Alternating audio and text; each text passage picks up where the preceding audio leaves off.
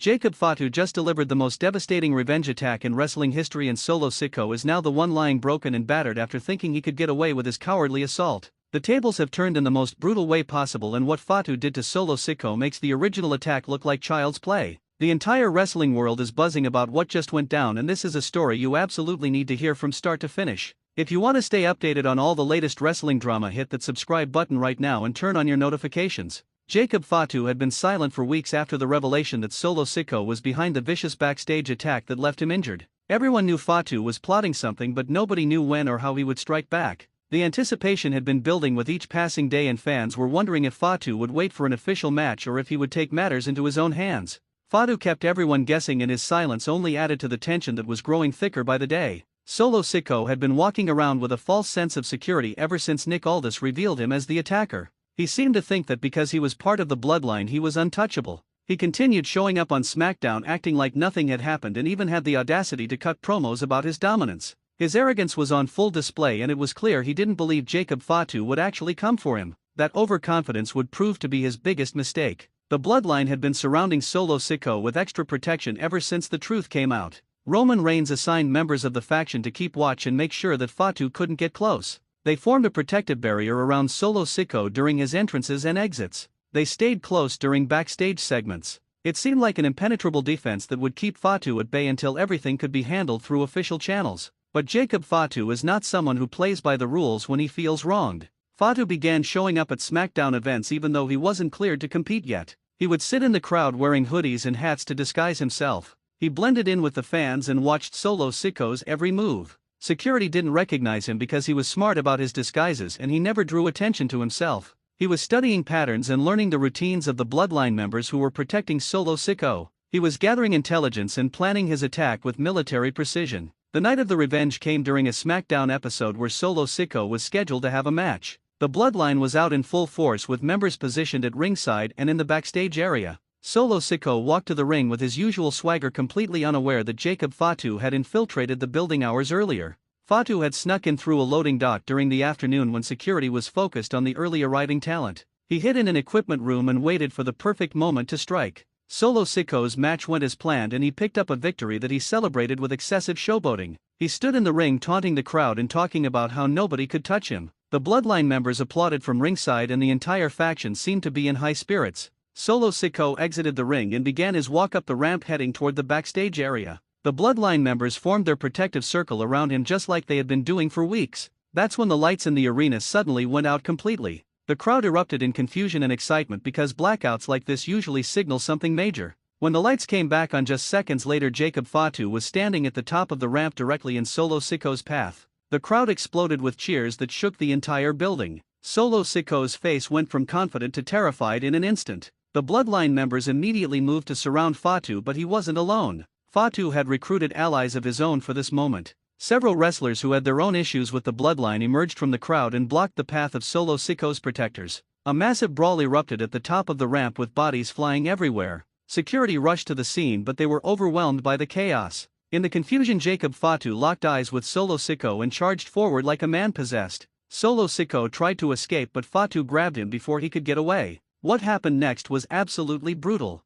Fatu unleashed a flurry of strikes that sent Solo Sikoa stumbling backward. He hit him with a super kick that nearly took his head off. Solo Sikoa crumpled to the ground, but Fatu wasn't finished. He picked Solo Sikoa up and threw him into the metal barricade with such force that it bent under the impact. The sound of Solo Sikoa's body hitting the steel echoed throughout the arena. Fans were recording everything on their phones, knowing they were witnessing something historic. Fatu dragged Solo Sikoa back toward the ring area while the bloodline members were still fighting with the wrestlers who had helped create the distraction. He rolled Solo Sikoa into the ring and followed him in. Solo Sikoa tried to crawl away, but there was nowhere to go. Fatu stalked him like a predator toying with prey. He grabbed Solo Sikoa and delivered a devastating Samoan drop that shook the ring. The impact was so hard that Solo Sikoa bounced off the mat. The crowd was chanting Fatu's name at deafening levels. He looked out at the fans and then back down at Solo Sikoa, who was barely moving. Fatu climbed to the top rope, something he rarely does, which meant something big was coming. He steadied himself and then launched into a moonsault that connected perfectly with Solo Sikoa's chest. The move was executed with such precision and power that it left Solo Sikoa gasping for air. Medical staff started making their way to ringside, but Fatu wasn't done yet. He pulled Solo Sikoa to his feet one more time and set him up for his finishing move. The crowd knew what was coming and the anticipation was electric. Fatu lifted Solo Sikoa and delivered a crushing powerslam that drove him into the mat with tremendous force. Solo Sikoa lay motionless in the center of the ring. Fatu stood over him and raised his arms in victory while the crowd roared their approval. This was the revenge everyone had been waiting for, and Fatu had delivered it in spectacular fashion. The Bloodline members finally broke free from their fights and rushed into the ring, but Fatu had already accomplished what he came to do. He exited through the crowd before they could get their hands on him. Security tried to follow, but Fatu disappeared into the sea of fans who were helping him escape. The Bloodline members were left standing in the ring looking down at Solo Sikoa, who was being attended to by medical personnel. The humiliation was complete and the message was sent loud and clear. Backstage after the attack, the locker room was in complete shock. Wrestlers who had watched the events unfold on monitors couldn't believe what they had just seen. The level of planning and execution that Fatu displayed was impressive. He had outsmarted an entire faction and security staff to get to his target. Interviews were conducted with several wrestlers who all expressed amazement at what Fatu had pulled off. Some called it the greatest revenge attack they had ever witnessed in their careers. Nick Aldis was furious about what happened, but not at Jacob Fatu. He was angry at his security team for allowing someone who wasn't cleared to compete to infiltrate the building and carry out such an attack. He immediately ordered a review of all security protocols and promised that changes would be made. However, when asked if he would punish Fatu, he hesitated. Aldis understood that Fatu felt he had no choice but to take matters into his own hands after what Solo Sikoa had done to him. The situation was complicated and there were no easy answers. Solo Sikoa was taken to a local medical facility for evaluation after the attack. Initial reports indicated that he had suffered bruised ribs and a possible concussion from the moonsault. The damage to his body was significant and he would need time to recover. The irony wasn't lost on anyone that Solo Sikoa was now in the same position that he had put Jacob Fatu in weeks earlier. The wheels of karma had turned swiftly and brutally. Roman Reigns addressed the situation the following week on SmackDown. He stood in the ring with a microphone and his expression was one of barely controlled rage. He talked about how the Bloodline doesn't tolerate disrespect and how Jacob Fatu had crossed a line that couldn't be uncrossed. He promised that there would be consequences for Fatu's actions and that the Bloodline would have their revenge. But his words felt hollow because everyone knew that Fatu had simply given Solo Sikoa exactly what he deserved. The fans had completely sided with Jacob Fatu in this situation. Social media was flooded with support for what he had done. Hashtags supporting Fatu trended worldwide for days after the attack. Fan art and videos celebrating the revenge were shared thousands of times. The overwhelming consensus was that Solo Sikoa had it coming and that Fatu was justified in his actions. This groundswell of support gave Fatu even more momentum and made him one of the most popular figures in wrestling. Jacob Fatu finally broke his silence a few days after the attack.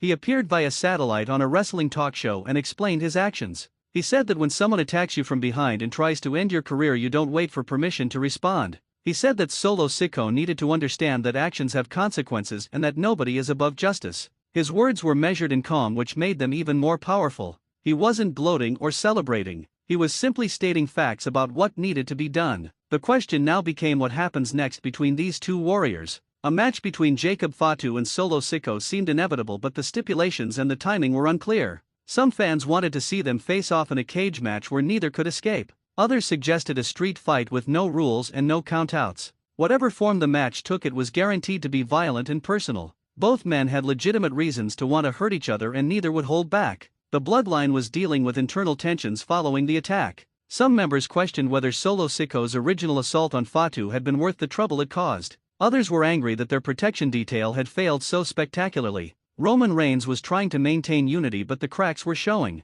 The faction that had seemed invincible was now vulnerable and enemies were beginning to circle. Backstage interviews with other wrestlers revealed that many of them had helped Jacob Fatu either directly or indirectly. Some had provided information about the Bloodline schedules and routines. Others had agreed to create the distraction that allowed Fatu to execute his plan. The level of cooperation showed just how much respect Fatu had earned from his peers and how little sympathy there was for Solo Sikoa after what he had done. The attack also elevated Jacob Fatu's status in the wrestling world. He was no longer just a talented performer trying to make his mark. He was now seen as someone who stands up for himself and doesn't back down from anyone. His stock had risen dramatically and promoters from various companies were taking notice. The buzz around Fatu reached levels that most wrestlers only dream of achieving. He had turned a terrible situation into a career-defining moment. Solo Sikoa's reputation took a massive hit from all of this. He had been exposed as someone who attacks from behind but can't handle it when the same thing happens to him. The tough guy persona he had been building crumbled under the weight of his own cowardice.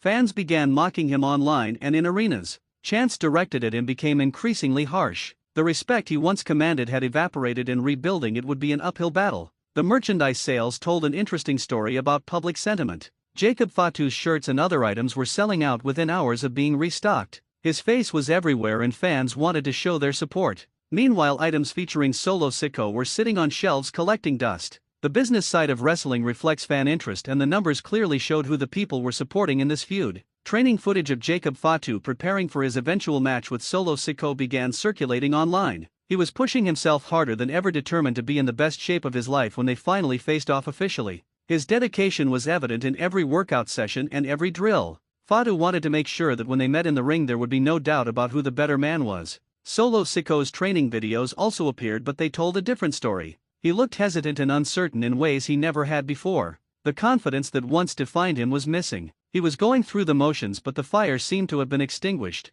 The psychological impact of Fatu's revenge was clearly affecting him more than the physical damage. Veteran wrestlers began weighing in on the situation, offering their perspectives based on decades of experience. Most agreed that Jacob Fatu had handled the situation exactly right. They talked about the old-school mentality of taking care of business yourself rather than waiting for management to solve your problems. They praised Fatu's planning and execution while criticizing Solo Sikoa for starting something he couldn't finish. The media coverage extended beyond wrestling outlets into mainstream sports and entertainment news. The story had all the elements that capture public attention. Betrayal followed by revenge executed in dramatic fashion with real consequences for everyone involved. Journalists who normally didn't cover wrestling were writing features about this rivalry. The crossover appeal brought new eyes to the product and increased interest across the board. Nick Aldis announced that he would be making a major decision regarding both Jacob Fatu and Solo Sikoa at the next pay-per-view event. He said that the situation had spiraled beyond his control and that the only solution was to let them settle it definitively in the ring. The announcement sent speculation into overdrive about what kind of match it would be and what stipulations might be attached. The anticipation for this showdown reached fever pitch levels. As the weeks passed and both men recovered from their respective injuries, the tension continued to build. Every appearance either of them made was analyzed for clues about their state of mind. Every interview was dissected for hidden meanings. The wrestling community was completely invested in seeing how this story would ultimately conclude. The revenge attack had satisfied some of the desire for justice, but everyone knew that a proper conclusion required a match where both men could give everything they had. Jacob Fatu had proven that he was not someone to be crossed. He had shown patience and intelligence in planning his revenge. He had executed it flawlessly despite overwhelming odds. And he had done it all while maintaining the support and respect of fans and fellow wrestlers. His actions had elevated him to a new level, and whatever happened next in his career would be influenced by this defining moment. If you made it to the end of this wild story, then you're a true wrestling fan and we appreciate you being here. Make sure you subscribe to the channel so you don't miss any updates on this developing situation, because this rivalry is far from over. Hit that like button if you think Jacob Fatu was justified in his revenge, and drop a comment letting us know what kind of match you want to see between these two. Share this video with anyone who loves wrestling, because this is the kind of content that reminds us why we're all fans. Thanks for watching, and we'll catch you in the next video with more incredible wrestling news and stories.